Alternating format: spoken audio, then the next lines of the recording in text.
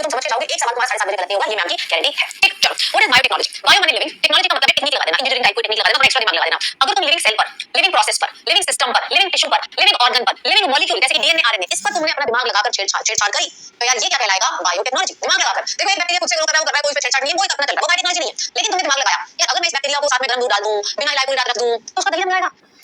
हाँ, तो देखो ट्रेडिशनल बायोटेक्नोलॉजी में जैसे कि अपने आप चीज़ होता था, जैसे कि मॉडर्न में क्या होता है कि ऐसे जेनेटिक को मॉडिफाई करते हैं, यानी कि बाहर इन विट्रो यानी कि सेल के बाहर ले जाके हम खुद से मॉडिफाई करती थी, लेकिन ये अपने आप हुआ करता था। जैसे कि माइक्रोब्स में डिवीज़न होता था, तो जैसे कि ब्रेड होता है तो उसमें हम पता नहीं मतलब वो सोडा डालते हैं तो फिर वो फूलता है, तो उसमें भी हम वो उस तरह का चीज़ें जो है ट्रेडिशनल हो गया, जो पहले से अपने आप ही होता है। और जैसे कर्ड वगैरह में भी हम बैक्टीरिया डालते हैं, वो डिवाइड करता है, तो उस सब में अपने आप होता है, तो उस सब में ट्रेडिशनल बायोटेक्नोलॉजी। मॉडर्न में जो आज के मतलब कि आज के हिसाब से नहीं, मतलब कि मॉडर्न में मतलब जेनेटिक को हम करते हैं, मतलब उसमें थोड़ा तो इस तरीके से, और ये वाइटल होता है, उस दोनों को जब मिला दोगे तो एक ट्रेडिशनल डेफिनेशन भी मिल जाएगी। और अगर एज सेक्सुअल रिप्रोडक्शन होता था तब तो कोई दिक्कत ही नहीं है, क्योंकि उसमें कोई अनडिजायर्ड जीन्स नहीं आएंगे, क्योंकि सेम पेरेंट्स के होते हैं। लेकिन सेक्सुअल डीज में अनडिजायर्ड यानी कि जो हार्म अच्छे जीन्स के साथ हार्मफुल बेकार जीन्स भी आ जाएंगे, तो उसको बायोटेक के थ्रू, जेनेटिक इंजीनियरिंग के थ्रू वो निकाल के हटाया जा सकता है।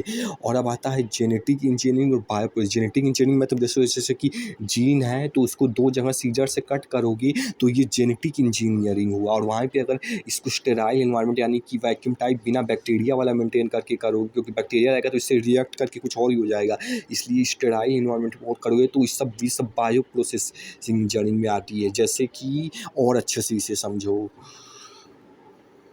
देखो जेनेटिक में डीएनए हो गया, डीएनए क्लोनिंग हो गया, यानी कि जीन क्लोनिंग, डीएनए क्रिएशन, ये सब जीन टाइप वाला होता है जेनेटिक।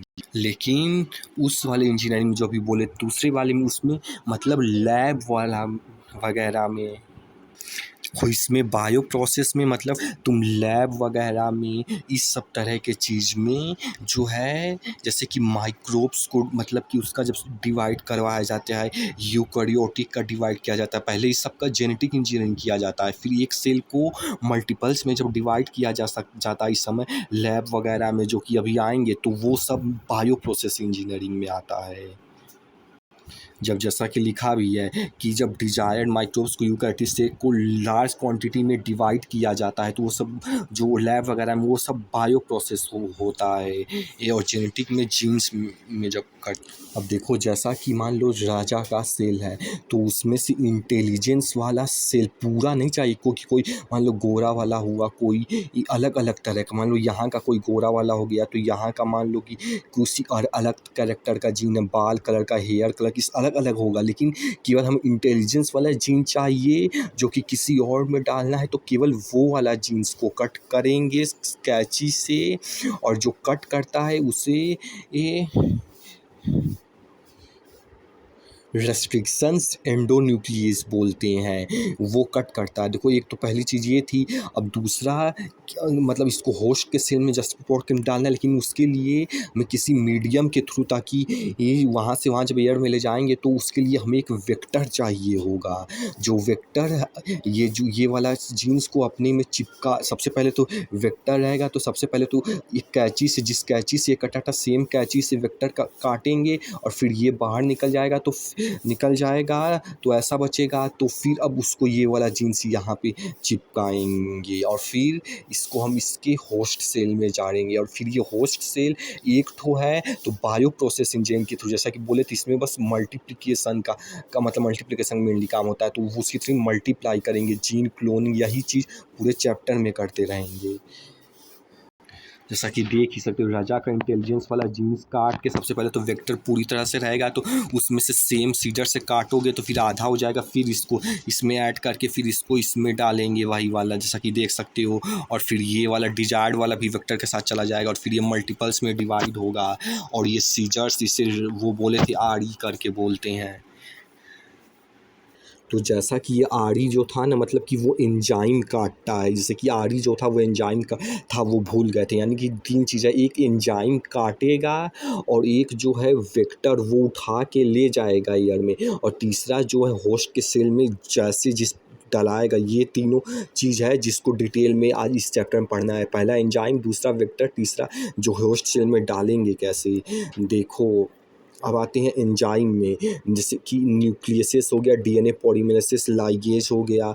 तो देखो, जैसे कि अगर प्रोटीन को काटना है सेल के अंदर के, तो प्रोटीनेज कार्बोहाइड्रेट को काटता है, मतलब ऐसे प्रोटीन के लिए अलग, कार्बोहाइड्रेट के लिए, ऐसे सबके लिए अलग अलग होता था वो चीज़, मतलब कि एंजाइम से कटता है। वैसे ही न्यूक्लिक एसिड न्यूक्लिएज एंजाइम से हम सबसे पहले काटेंगे। अब सवाल ये उठता है कि ये कहाँ कहाँ काटेगा। एक तो ये कैंची से डीएनए के कोनों कोनों में काट, ये डीएनए है इसके कोने कोने में काट दे सकते हैं, तो उसको एक्सोन्यूक्लियस बोलेंगे जो कोने में कटेगा। और एक है कि जहाँ बीच में काटेंगे दो, तो उसको एंडोन्यूक्लियस बोलेंगे। और ये जो काटते हैं वो मतलब कि ये बॉन्ड शुगर फॉस्फेट का बना होता है जिसको काटते हैं, मतलब शुगर फॉस्फोट जैसा कुछ होता है जिसको काटते हैं। जैसा कि देख ही सकते हो, कोने से काटोगे तो जो है एक्सो न्यूक्लियस होगा, और बीच से काटोगे तो एंडो न्यूक्लियस। 2 चीज़ पे डिवाइड होता है। तो देखो, पहले के ज़माने में प्रोकैरियोट जो हुआ करता था, उसका मान लो ये जैसे प्रोकैरियोट है, प्रोकैरियोट एक ही सेल का होता ही है, तो उसमें जैसे कि कोई बैक्टीरिया आता है, जैसे कि बैक्टीरियोफेज आया है, तो वो जो है यहाँ पे डंक तरह से मारता है, तो जीनोम टाइप का एक मतलब वो आ जाता है। अब ये मल्टीप्लाई करके बैक्टीरिया को मारने की कोशिश कर, लेकिन अब प्रोकैरियोट सेल क्या करेगा कि इसके अगेंस्ट, जैसे कि यहाँ पे बोले थे कैंची से कैंची जो है यानी कि एंजाइम जो है काटने के काम आता है, तो यहाँ पे भी इसको काट देगा, इस डंक मतलब कि जीनोम को काट देगा आरईस के थ्रू। लेकिन अब एक प्रॉब्लम ये है कि ये जो न्यूक्लियस है, ये न्यूक्लियस है जैसा कि इधर सब जगह ये सब जो इधर है न्यूक्लियस है, न्यूक्लियोटाइड जो होता है वही, तो इसको भी काट सकता है, इसके भी डीएनए वन काट सकता है। तो उसके लिए यहाँ पे मिथाइल ग्रुप की कवरिंग कर दी जाती है। तो ऐसे हो जाता है। और आज 900 R E from 2030 strains bacteria कुछ लिखा होगा, छोड़ो। जैसा कि देख सकते हो, बैक्टीरियोफेज आया है, अपना वो जीनोम छोड़ दिया, इसको सीजर यानी कि एंजाइम के थ्रू, आरी के थ्रू कट कर देंगे, लेकिन इसको ये ना कटे उसके लिए मिथाइल ग्रुप की कवरिंग कर देंगे। अब देखो, रेस्ट्रिक्शन एंडोन्यूक्लियस जो एंजाइम वो 2 तरह का, तब बहुत तरह का होता है, लेकिन अभी इसमें समझने की कोशिश करो। देखो, एक इको R1 होता है, एक हिंड2 होता है। ये ई को भी कुछ बोलते हैं, CORHIND को भी कुछ बोलते हैं, और इसको ऑर्डर बोलते हैं। इस सेकेंड वाले को भी ऑर्डर बोलते हैं। अभी पूरा डिटेल में नहीं जाएंगे, नहीं लंबा वीडियो बन जाएगा, अभी शॉर्ट में बस समझा रहे हैं। तो जैसा कि देख सकते हो, इस सबको ये बोलते हैं, और इस दोनों को first second order, first second third fourth, ये सब मतलब इसको ऑर्डर में बोलते हैं, और ये सब इसका वो है। हाँ, तो जैसे कि इको R1 को अब डिटेल में पढ़ते हैं थोड़ा। जैसे कि इको R1 हो गया, और या तो कोई भी enzyme specific part of DNA को कट करता है। जैसे इको R1 यहाँ करेगा, कोई दूसरा एंजाइम है तो इधर करेगा, कोई अलग अलग अलग ऐसी डीएनए के हर एक पार्ट को एक स्पेसिफिक एंजाइम स्पेसिफिक प्लेस पे कट करता है। और एक इसका और अगली चीज़ की पैलिंड्रोमिक सीक्वेंस क्या होता है, जैसे मॉम हो गया, डैड हो गया, तो इसमें इधर से भी पढ़ो तो भी वही चीज़, इधर से भी पढ़ो तो भी वही चीज़, तो इसी को बोलते हैं पैलिंड्रोमिक सीक्वेंस, जो कि इस एंजाइम के लिए गैटिक करके होता है, GATITDC। इधर से पढ़ो तो भी वही, इधर से पढ़ो तो भी वही। अब जो है ये गैटिक इसको बीच में से काट देता है, घंटा काटता है। जैसा कि देख सकते हो, सबसे पहले तो इको R1 सबसे पहले तो वो बीच में कट लगाता है, यानी इसका ये स्पेसिफिक पार्ट है जहाँ कट लगाता है। पैलिंड्रोमिक सेक्शन जैसे कि बोलते हैं मॉम डैड, इधर से लिखो तो भी वही, इधर से लिखो तो भी वही। तो ऐसे ही गैटिक इधर से लिखो तो भी वही, इधर से लिखो तो वो भी वही। अब देखो, रेस्ट्रिक्शन एंडोन्यूक्लियस 2 बेसिस पे डिवाइड होता है। जैसे कि ये मान लो, एक जैसे ये है तो एक तो कि ये बीच में कट लगाएगा, या तो फिर सेंटर पे कट मारेगा। जैसे ये बीच पे कट मारेगा, या तो फिर कोनों पे कट मारेगा। घंटा मार। सबसे पहले तो रिस्ट्रिक्शन एंडोन्यूक्लियस जो है ये एक पार्ट है, शायद से पता नहीं ये कौन सा है। जैसे शायद से ये कट लगाया था ये वाला, इसके पार्ट में डिवीजन पे जैसे डिवाइड होता है, पता नहीं वाला सही से नहीं समझ में, फ्यूचर समझ लेना। लेकिन अभी समझो कि अगर या तो बीच से कट लगेगा उसके बेसिस पे डिवाइड होगा, या तो कोनों से कट होगा उसके बेसिस पे दो में डिवाइड होगा। अब देखो मान लो जिसमें बीच में कट लगाया उसमें ये वाला CCGGGC वाला आया, और इसमें जिसमें दूर दूर कट लगाना है उसमें GATC आया। इसको इधर से पढ़ोगे तो भी वही, इधर से पढ़ोगे तो भी, इधर से तो इधर से तो भी।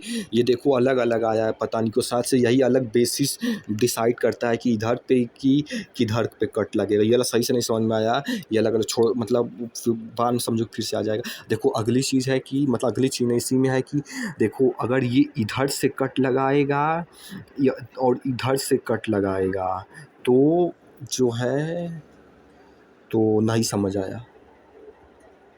हाँ तो सही है। देखो इधर और इधर से कट लगाएगा, तो अगर ये इधर से कट लगाएगा तो ये जी और ये ऐसे ये इधर से निकल जाएगा, मतलब ये भी रहेगा। उधर का जी उधर से कट लगाया है तो इधर का जी मतलब कि थोड़ा क्लीनर इधर, और इधर का जी और उधर सा ये ले लेगा, तो इस तरीके से अलग अलग हो जाएगा। देखो सबसे पहले तो ये हाइड्रोजन बॉन्ड से कनेक्टेड है, ये वाला भी और ये वाला भी, दोनों हाइड्रोजन बॉन्ड से कनेक्टेड। जैसे कि ये बॉयफ्रेंड गर्लफ्रेंड के एग्जांपल से समझो। अब ये दोनों हाइड्रोजन मतलब कि अब ये दोनों सिंगल हो, मतलब कि ये अब देखो अब सिंगल हो गया, ये कट गया। तो पहले एक थे जुड़े थे, अब कट गए तो अब सिंगल हो गए। तो अब ये दूसरे के पास जाएगा क्योंकि सिंगल है, इसीलिए अब दूसरे से जाके चिपकेगा। इसीलिए अब ये सिंगल है, दूसरे चिपकेगा, इसीलिए अब इसे स्टिकी एंड्स बोल देंगे। तो ये हो गया, अब ये सिंगल है और ये जुड़ना चाहता है किसी और से।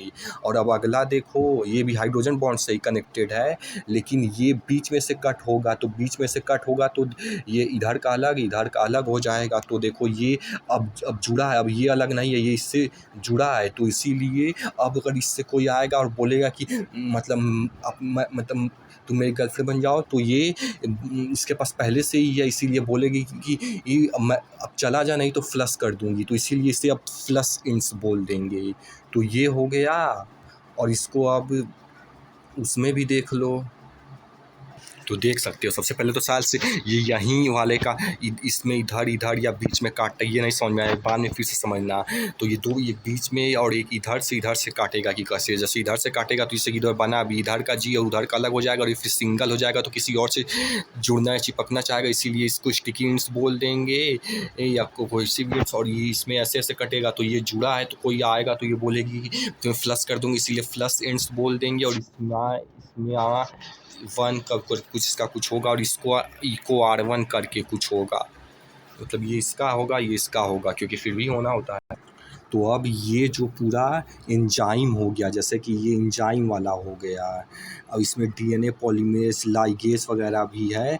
देखो लाइगेज क्या करता है, ये जोड़ता है स्टिकी एंड्स को। और देखो जिस कैंची से वेक्टर को काटोगे, उसी से फॉरेन DNA को काटोगे तभी जुड़ेगा। इसलिए कैंची सेम होगी जिससे वेक्टर और DNA को काटोगे। अगर वो सेम कैंची रहेगी तभी जो है स्टिकी एंड सेम कैंचीज कटे रहेंगे, तभी जो है जुड़ेंगे। देखो जैसा कि मूवी में देखते थे कि वो DNA रहता था, तो इसका मतलब थोड़ा गंदा बन गया, मतलब उसका मान लो इतना पार्ट टूट के दूसरा कोई DNA आके जुड़ता था। शायद यहाँ से भी देखो तो ध्यान से वही है कि यहाँ का पार्ट टूटा है, यहाँ का टूटा है एक दूसरे का, और फिर एक दूसरे का टूटा है, और बीच में जो था वो डिफरेंट अब देखो आके जुड़ गया है। इधर से टूटा है और इधर से टूट मतलब डिफरेंट आके वो वाला है क्या, शायद से ये, या तो फिर, लेकिन क्योंकि प्रॉब्लम ये है ये वेक्टर में इस तरीके से हुआ है, ये वेक्टर है ना कि DNA है, शायद से कि DNA ही है, पता नहीं। और ये जो फॉरेन DNA लिखा ही है और ये वेक्टर है, तो वेक्टर में आके थोड़ी जुड़ेगा, एक होस्ट के सेम जीन में जुड़ेगा कि भाई प्रॉब्लम नहीं। तो साथ से ये वही चीज़ है कि बीच में देखो कि दूसरी चीज़ जुड़।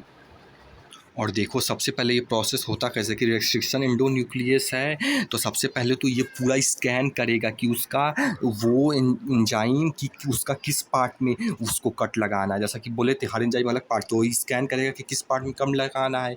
और फिर जैसा कि यहाँ पे कट लगाना रहेगा तो वो रेस्ट्रिक्शन साइट को आइडेंटिफाई कर लेगा।